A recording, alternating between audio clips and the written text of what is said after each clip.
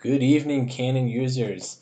Stephen here. Just wanted to give a quick update on one of the biggest cannabis stocks out there, the Canadian company Canopy. We all know it. We all have followed it for a long time. It's been requested from some of our users, some of our investors, that we give an update on Canopy. So here it is. Let's jump right over to the pricing chart. You'll see Canopy currently at 38. We're looking at about the last year. They had some big news last year, obviously, around 25. Popped up, doubled to mid 50s. Now they're back down to that same level, about 26. So maybe a little sign of support resistance right around that price chart. And now we're back up. So we're also looking at the Bollinger Bands. We've talked about Bollinger Bands before. This middle line is actually the moving average, and then standard deviations above and below are also tracked, forming the bands. As the spread gets bigger, the volatility gets bigger. Obviously, during this huge increase in price, we had a little channeling called a neck that broke out. One line opened up, the other line came down.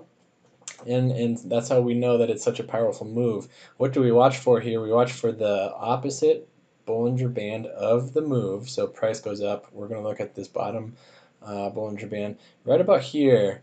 From the price was about 26.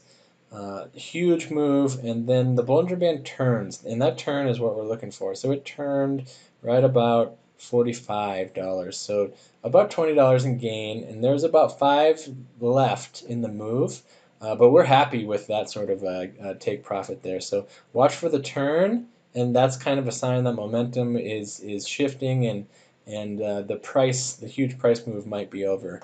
We see that again in the downward pricing movement. This whole period is downward, but right here, this Bollinger Band goes up, this one drops, price goes down. So we're going to look at the top Bollinger Band, and the price at 52, our change in momentum of the Bollinger Band happened. Look at that. Look at that alignment at 35.